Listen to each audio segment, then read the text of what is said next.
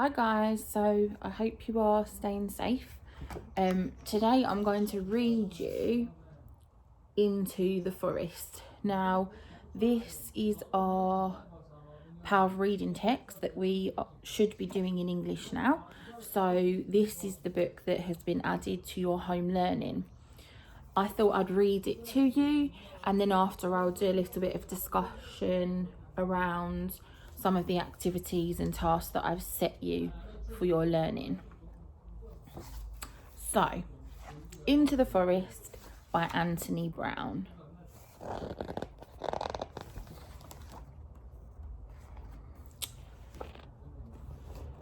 One night, I was woken up by a terrible sound.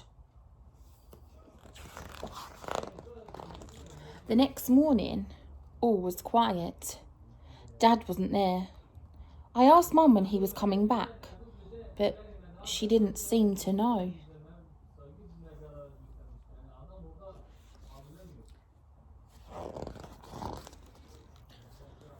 I missed Dad. The next day, Mum asked me to take a cake to Grandma, who was poorly. I love Grandma. She always tells me such fantastic stories. There are two ways to get to Grandma's house.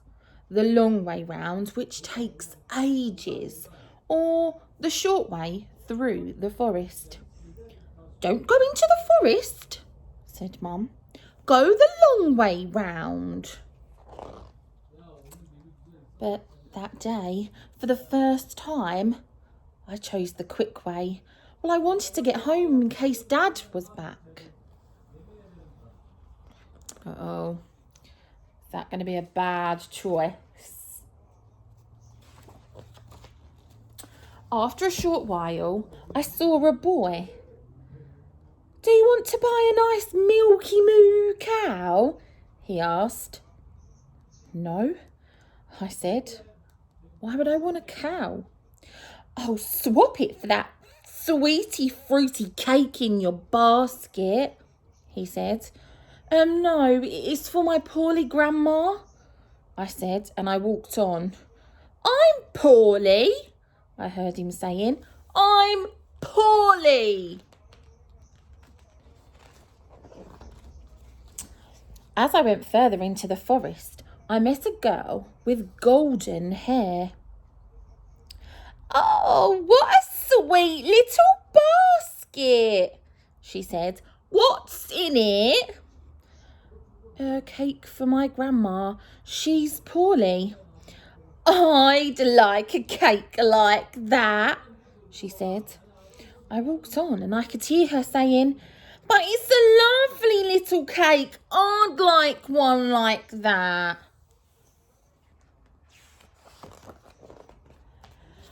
The forest was becoming darker and colder, and I saw two other children huddling by a fire. Have you seen our Dad and Mum? The boy asked. No. Have you lost them?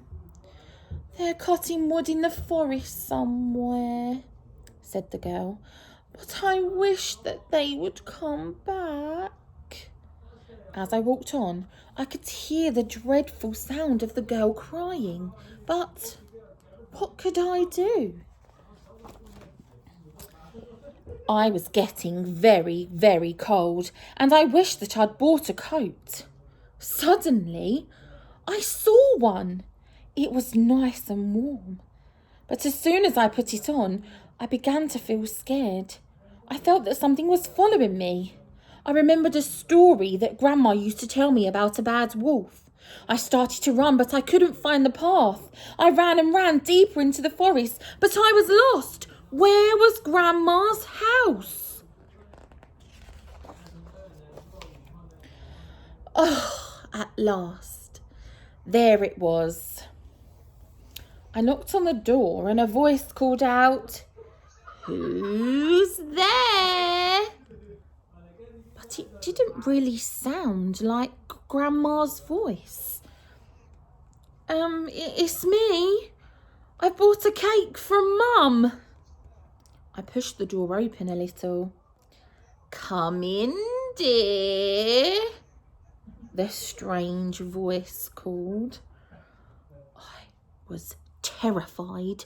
I slowly crept in.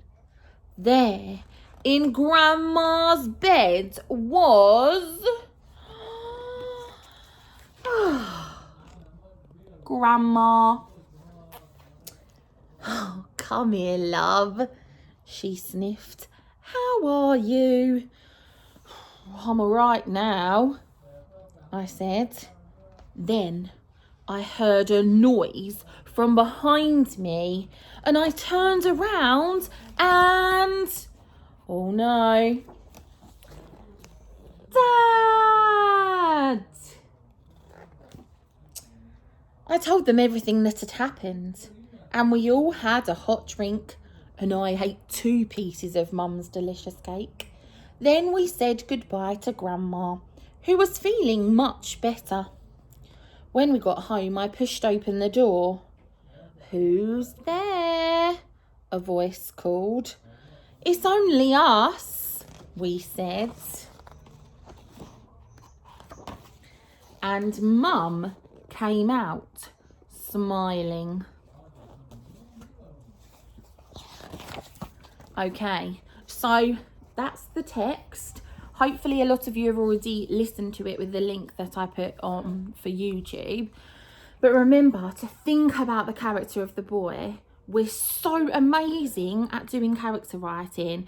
So think about his thoughts, think about how he was feeling. Remember, he kept saying, I miss Dad, I miss Dad. And that decision he made to go into the forest, even though his mum told him not to. Why did he make that decision? What would have been going through his mind at that time? So when you write that piece in character as the boy, remember to use those rhetorical questions, those thoughts that he would be thinking and why he then did it. Because all of those things you would include when we're writing in class, okay? The piece of writing that you need to do about that red coat, again, it just appears. Is it magic? He would have rhetorical questions then again, wouldn't he? Those thoughts, those feelings. Think about the way that he puts it on. In the text, we don't really know much about that moment. So when you're doing your piece of writing, we want that to be amazing. So we could almost lift your writing and add it to the text to make that scene even better. So think of how he puts it on. Does he stop? Is it done slowly? Does he do it quickly? Does it hug him? How is it a perfect fit? How does that happen? Again, those questions that you might ask yourself. Okay, so send me in some of that work. I'm really, really keen to read what you've written. So well done, everybody. Keep up the brilliant work and stay safe.